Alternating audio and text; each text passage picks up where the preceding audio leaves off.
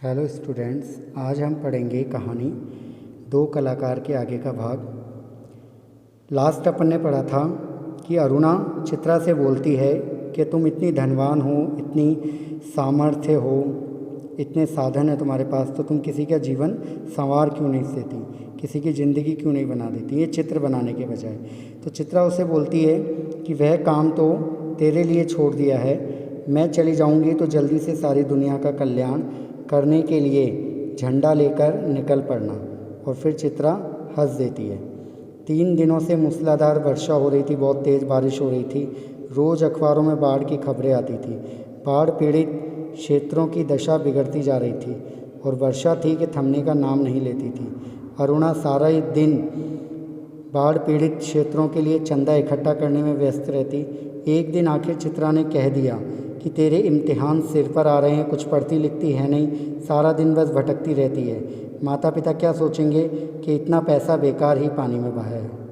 आज शाम को स्वयं सेवकों का एक दल जा रहा था। प्रिंसिपल से अनुमति ले ली है, मैं भी उनके साथ ही जा रही हूँ। चित्रा की बात को बिना सुने उसने कहा।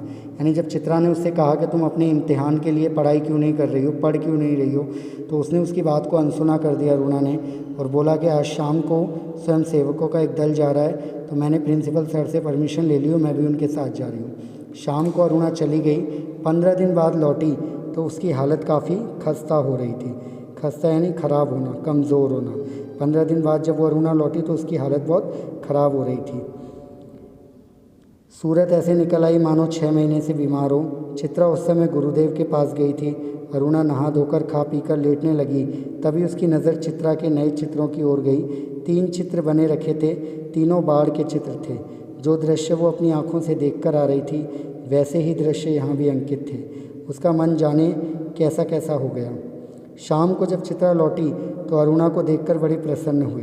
क्यों चित्रा, तेरा जाने का तय हो गया? तो उसने बोला। चित्रा ने हाँ, अगले बुधवार को मैं घर जाऊंगी। बस 1 सप्ताह बाद हिंदुस्तान की सीमा के बाहर पहुंच जाऊंगी।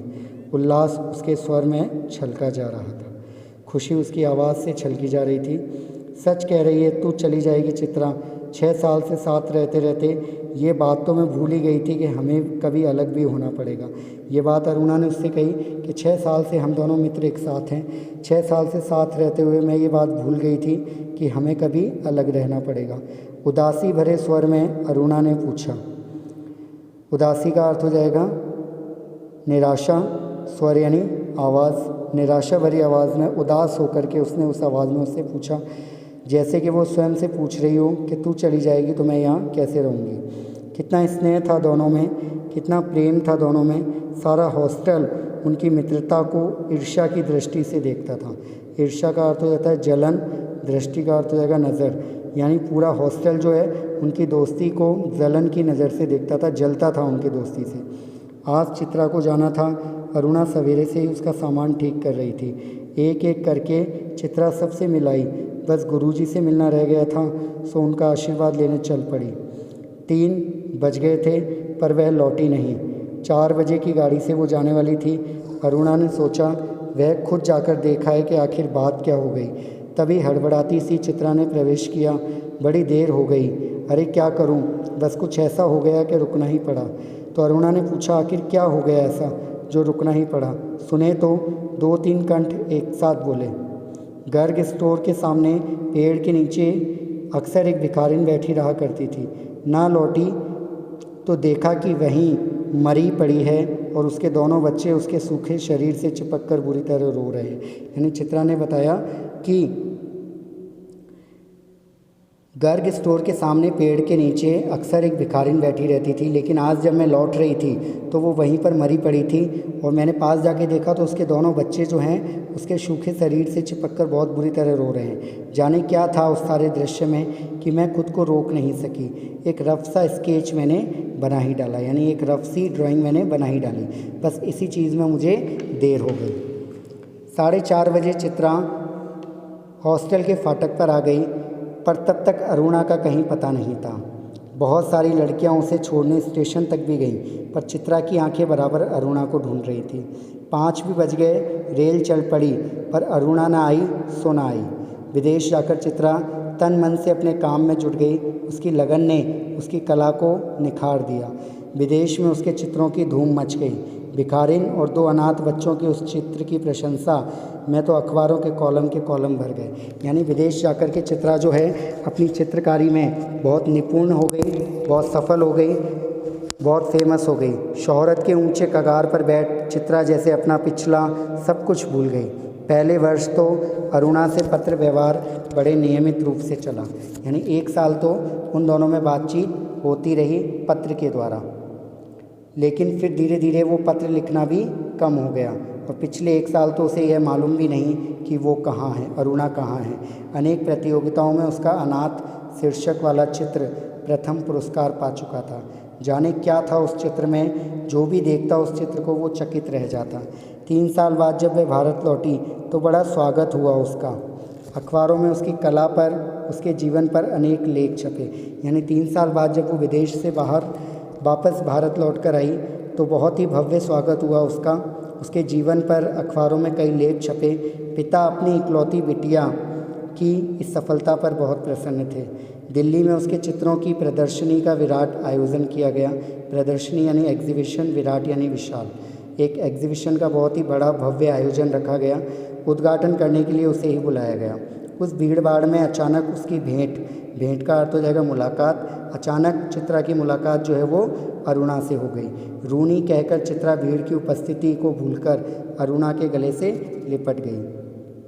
तुझे कब से चित्र देखने का शौक़ हो गया रूनी? चित्रा ने अरुणा से पूछा कि तुम्हें चित्र देखने का शौक़ कब से हो गया जो आज तुम एग्जीबिशन में आ गई? तो उसने बोला चित्रों को नहीं, चित्रा को देखने आई थी। तू तो एकदम भूल ही गई। अरे ये बच्चे किसके हैं? 2 प्यारे से बच्चे अरुणा से चिपके हुए खड़े थे। लड़के की उम्र 10 साल की होगी तो लड़की की कोई 8। मेरे बच्चे हैं और किसके? और ये तुम्हारी चित्रा मौसी है, नमस्ते करो अपनी मौसी को, अरुणा ने आदेश दिया। बच्चों ने बड़े ही आदर से नमस्ते किया, पर चित्रा अवाक होकर कभी बच्चों को तो कभी अरुणा का मुंह देख रही थी। यानी उसे विश्वास नहीं हो रहा था कि ये दोनों अरुणा के ही बच्चे हैं।